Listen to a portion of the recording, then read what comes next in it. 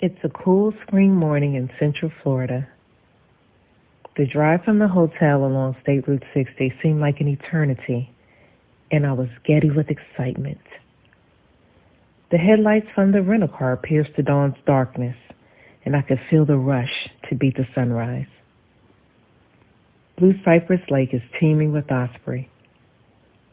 I could hear the birds chirping in the darkness, and the sun was starting to peek above the horizon. Female osprey will be sitting on their nests, patiently waiting for their chicks to hatch, while the male osprey will be off in search of food for the family. My camera is ready. The batteries are fully charged. My camera bag is heavy as I shuffle alongside the riverbank and onto the pontoon boat. The boat skipper greeted me and several other photographers as we made our way to our seats. His warm face glowed from behind a gray goatee. The skipper would finish the day with a mesmerizing true story so great that you deserve to hear it in his own words. The only thing I am comfortable sharing now is the title I took the liberty of giving the story, The Lord Saved Him. Enjoy.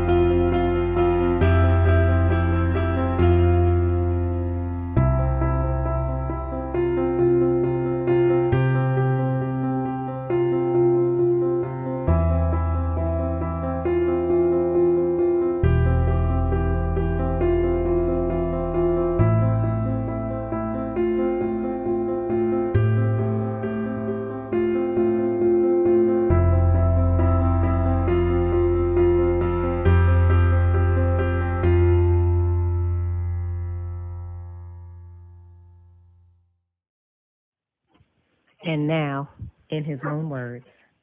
At Middleton's fish camp, and I encountered a man who was changing out of his wet clothes and just threw them on the ground. He had a dry pair in his truck, and he flagged me down, and he was upset to say the least. He said he thought he was going to die. He had been out on the lake, and he had a boat that had a motor that was a little too powerful for what he really needed. And when he twisted the throttle and gassed it, he fell off the side. And fortunately, when he went over, he grabbed his sit-on cushion.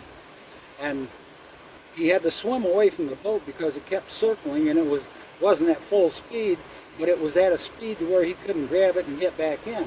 So he thought he was maybe a mile from shore, and he started swimming towards the tree line.